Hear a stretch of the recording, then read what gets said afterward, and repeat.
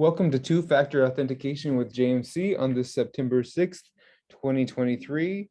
It is the webinar we've all been waiting for. Glad to have you join us as part of our weekly webinar series. And this is an important one in terms of cybersecurity and keeping things kind of buttoned up as they should be, as we are protecting data for our schools. So I'm Chris Cooper. I'm with JMC as a trainer, also customer and client support specialist. And I have a couple people on the call with me today. I'm going to invite Brian and Matt to introduce themselves as well. I have had, 17, 18 years of experience in education and several years now with JMC as a training support specialist and client support specialist. And I'm hailing from Western Nebraska here today. So I think the team is spread out across several states here. I'll let you each introduce yourself. Brian, if you want to jump in first, and then we'll proceed with our weekly webinar. Thank you, Chris. My name is Brian Wall. I am a recently retired middle school and high school principal, brand new with JMC, starting as a client services specialist this summer. I was in education for 34 years, some of that as a high school math teacher, and most of it as a middle school, high school principal. And I've been using JMC as a teacher or administrator for about 30 years. All right.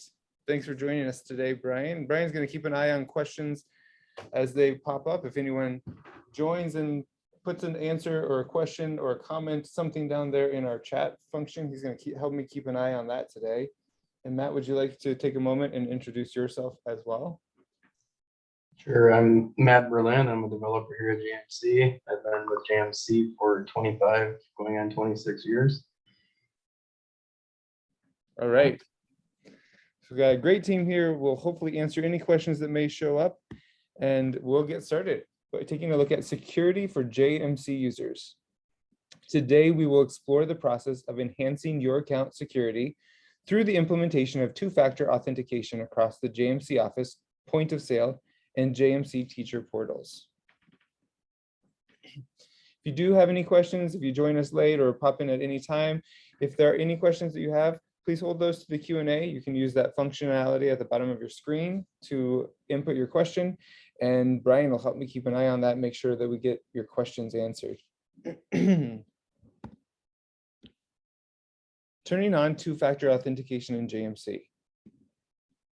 Two-factor authentication adds an additional layer of security to JMC Office, point of sale, and JMC teacher accounts by requiring users to confirm their identity using a confirmation code each time they try to log in on a new browser.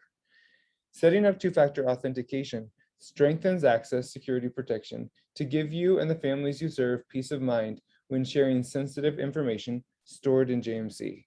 This has been kind of a hot topic in the last year or so as insurance companies, as just everyone is thinking more about what does it mean to make sure that we have that protection in place, and schools are asking for it. And so we have built something that I think is very easy to set up, takes just a few seconds to do, and it will improve things in terms of security for everyone involved. So the first thing that we'll do as we're looking at this is log into JMC Office and then head to File, Application Security. On that page, step one is to ensure that all of these JMC Office users have a valid email address entered on the User Privileges tab. That's essential. So before we actually turn anything on in terms of two-factor authentication, we need to make sure that those users who are active, at least, all have an email address entered here in this field, because that email address is what's going to be used to verify them and to give them access. That is the second factor authentication that we'll be using in this process. Step two, then, on that same page, we're going to move to the Password Security tab to view security settings. Step three, select from this dropdown here the Office or point of sale from the application settings to set up two-factor authentication for JMC Office and point of sale users. That's going to happen for both of those sets of users simultaneously. And then we're going to move down here to this box. Of course, we have what has been here traditionally, a reference to the required password length, minimum numeric characters, all of that password strength, all of those factors that we can change. But the two-factor authentication is going to be right here in this box floating in the middle of the page. Step 4, place a check mark in the Activate two-factor authentication checkbox to require JMC Office and point of sale users to authenticate with two-factor authentication. So a lot of authentication there in that. That's a mouthful. Step 5, select a time from the two-factor authentication token expiration dropdown list here to permit user access from an authenticated browser for a period of time before requiring re-authentication. So when we get to the live look here, we're going to take a look at that full drop-down list and see all the options there. But that really is that just what it says. It's the token expiration. We're going to determine whether any user will need to sign back in using two-factor authentication on a time frame of a week, 2 weeks, a year, anything in between. So again, we will look at those options there, but that's just determining how frequently they're going to need to use the two-factor authentication to sign back in from that same browser instance. Fun fact, when two-factor authentication is enabled, users will be emailed a link with a code to register the browser with their JMC account. This link code will be emailed each time a browser attempts a login from a new browser. Sorry, a user attempts to log in from a new browser. I think that we do this really well. It's an email that already has a link in it, so you can follow that link right back to the login page with the code already entered. So it does make it pretty painless for our users, and yet at the same time adds that extra layer of protection. And just to clarify this piece about an attempted login from a new browser, let's just give a couple scenarios. Say I'm here using Chrome on my computer. I'm going to need to use that two-factor authentication once it's turned on. If I open JMC, then I'm Firefox or Internet Explorer or another browser, Safari. I'm going to need to use that two-factor authentication again for each of those as they are a new browser. And the same is true if I'm opening it on my phone or moving to a new device. Each device and each browser instance on each device is going to require that. And once I've done that one time, that token will last for whatever length of time we've set up on this page here. Step 6 is very similar to the first. We're just going to go back and do the same thing for our teachers. So we're headed back up to that dropdown, application settings dropdown. This time we're selecting teacher, whereas before we had selected office and point of sale. This will allow us to set up two-factor authentication for the teachers. And then those same 2 steps of clicking on that activate two-factor authentication checkbox and making sure that we've selected whatever we want the token expiration length of time to be set to. And once we've done that, it's all set up. And the next time that your teachers, your users sign in, they will be asked to use two-factor authentication. So let's go ahead and take a live look. And while I'm heading over to a live look, if there's anything that you want to jump in and share, Brian or Matt, or point out, please feel free to do that. Here I am on the JMC Office home screen. I'm going to head to File and Online Settings. I'm sorry, Application Security. File and Application Security. Then before we head to password security here to actually turn that on, remember we're going to take a look at user privileges. And we're going to just go down this list and make sure that each of these users has an email address entered in that email field.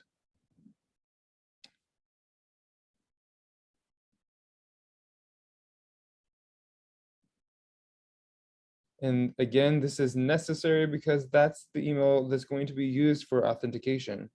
Now, if the account is disabled, maybe it's not as essential for you, but it's good to note that takes just a second to go through all those users and make sure that everyone has an email address so they're going to actually be able to access JMC once you get this going. Then we click on the password security tab here at the top. We're working with Office and point of sale first on this drop-down list. Head to the middle of the page here. A couple of things to note. They're noted right on the page. It's pretty self-explanatory, but it's good to take a second to read it and to see that in order to turn on two-factor authentication, all of those JMC Office users must have an email address. That's what we just looked at under the User Privileges tab. And also, at least one person must be defined as a JMC administrator. I believe that's also essential because if we have a JMC, Paul, I think is indicated as a JMC administrator on this page, then if someone gets omitted and doesn't have an email address, he's going to be able to come in and assign an email address to that account so that we can actually get that person access. So those two things have to be in place before you can activate. A note here, as it says, that enabling two-factor authentication, once they're enabled, users will be emailed a link with a code that will register their browser to the JMC account. It's emailed each time, again, that a user tries to log in from a new browser. So those are the pieces we just talked through. They're also available as reminders right here on the screen. We're going to go ahead and click that Activate Two-Factor Authentication checkbox and select the authentication token expiration length of time. Do we want this to be enacted so that users will be using two-factor once a week, every day, every single time that they sign into JMC, half day, month, 2 months, 3 months, all the way down to a year? So that is a discussion to be had within the school, within your district, what you would like it to be. Once you have a consensus, I can't say that word today. Once your leadership has decided exactly what is the appropriate amount of time for you, then you make sure that's selected there in that drop-down checkbox, that drop-down list, and you're good to go. Then we're going to look at teachers using that same drop-down list here above. Notice that we had already activated it for the office and point of sale, but that does not automatically activate two-factor authentication for teachers. We'll use the same process to activate two-factor authentication by using this checkbox. And as I was going to point out here, again, email addresses are required for all active teachers and substitutes before you can turn on two-factor authentication. And that's going to be in a different place. So let's take a look at that. That is not user privileges here. This is having to do with those who are using JMC Office, but these are teacher email addresses. So we're going to look for that by going to attendance, staff. I'm going to right click here so I can open in a new window, teachers, and make sure that this email field has a legitimate email address for all of our teachers. We see it's not in here for several of our teachers, so that's got to be corrected before we go. And then the same is going to be true for substitutes. Sorry to interrupt, Chris. A quick way Yeah. for them to find that too would be to go to the export there, and they can export, and that'll export all of their teachers. So back under staff, teachers, there's the export button there, and that'll create a comma separated file with all their teachers, and they can look down the email field there to see if who's empty rather than clicking through each teacher. Great. So if you have a lot of teachers and that's an easier way, you can export that. Thanks, Matt. And then you'll look right at that file and see. I guess let's just go ahead and do that. Here's the export I just created. You're going to be able to see, oh, I guess I did it a few times here, all of those missing email addresses for the teachers. And then likewise, under attendance, staff, and this type of substitutes, we can do the same thing here. You can flip through and look at those email addresses, or you can create that substitutes export and look for that missing field right here in the email address. So those will need to be entered prior to turning on two-factor authentication. And as we saw, if that's not the case, you'll get a great little reminder here in red that pops up that won't allow you to turn that on until that is taken care of. Okay, well, while we're here, Matt, Brian, is there anything that showed up? Anything else that you think we should highlight for our clients here as they're looking at two-factor authentication? Just a question, Chris, what would I as an office user or a JMC teacher user expect? Maybe if my district is enabling this for the first time, am I going to be logged out of JMC? As if it's first time a district has done it, what do those users expect to see happen? Good question. Matt, can I defer that to you? Let's say the reason I'm deferring to you, I guess, is I have the question: if teachers are already logged in and I set this up, will they be logged out, or will it be the next time that they come back to log in that they'll see this show up for them? It would be the next time that they log in. So as Okay. soon as these are changed, the next time that the user would log into the software, it would require them to do the two-factor. Great. Did that answer your question, Brian, or do you have a follow-up? No, I know if other users were like me, I tended to leave I was logged into JMC almost all the time. I didn't log out every day like I probably should. That's right. And it's a great question because we'll want to know in the office as well. If I turn this on right now, is it going to bump out everyone who's trying to take class attendance? Should I wait till the end of the day? But as Matt just indicated, it should be the next time that they sign in that this will be part of that sign-in process. One of the other things I want to point out too is under the once two-factor is turned on, if you ever have a situation that let's say that an employee left or they lost their laptop or something like that, which has already been authenticated through two-factor, we added a safeguard for that by going under user profile at the top right there. You see that tab, Chris? Yep. So if you go and find that user, so like click on mine there, Emberlyn. Okay. If you click on that, under where it says user settings, you can change that from email signature to devices. And now there's a button that says forget devices for that user. So let's say that, God forbid, I left my laptop in a taxi or on a school bus or something like that, and I had already been authenticated through two-factor. They in the office can go in and just tell it to forget all of my devices. That way it'll force it to do two-factor, which the person on the other side should not be able to get the two-factor then. Right. Great. Thank you for pointing that out. So again, to find that, we were on the password security tab. We're just heading over to the user profile tab, finding that user, and then using this drop down here, the user settings drop down to switch from the email signature to devices, and then using the forget devices for user button that's right here in the middle of the page. And that would be true for any JMC Office users, right, Matt? Correct. Yep. Okay, so that you will not find teachers on this list because we're right now in JMC Office. So those would be the users that this would be functional for. Okay. Great tips, great questions. Anything else that comes to mind? No questions showing up, it looks like. And I think we'll go ahead and wrap things up. As you see, it's pretty straightforward. It takes just a few seconds to get it turned on, and then everyone should be rolling. Now, it will take a little bit more time, I suppose, if we have missing email addresses that need to be tracked down and entered first. So that's a piece to plan for now before you are wanting to turn on that two-factor authentication, get it ready to go. And then once that's ready, it's just a few seconds to get the checkbox checked and get things rolling. So let's take a look at JMC news and upcoming events as we close out today's webinar. For the rest of the month here, the second week in September, we have our new user series continuing with exploring the teacher conference scheduler. We have the advanced JMC teacher preferences settings in that series for our JMC teachers. We have on the 14th, tools that unite an entire school community, features of JMC's messaging tools. So all of these are webinars that you can join at any time.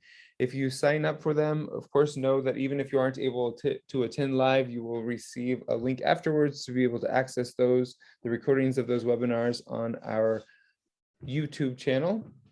The third week in September, we have continuing the new user series, attendance form letters with JMC, ways that we support, and a refresh rollout features of the new community messenger. So we're really excited about this. We've had a lot of energy about the community messenger as it's coming out. And so look for that on the 21st. September week number 4, we have new admin workshop. We have a teacher summit for new innovations. And we have Minnesota star reporting at the end of the month. And then that first week in October, we have a webinar called Creating the Credit Checker to help us to track graduation requirements as students progress through their high school career. Brian, do you want to lead us through being a reference for JMC? Yeah. Do you have a positive experience with JMC that you'd like to share? We're looking for reference to help us spread the word. You can email your district's reference letter to marketing@jmcinc.com, and you'll be entered for a chance to win a JMC Pride Kit. It's a whole new ballgame. Community members will now have an online portal to create their own account. This is that webinar we were just talking about on the 21st. That's going to be kind of outlining what this looks like.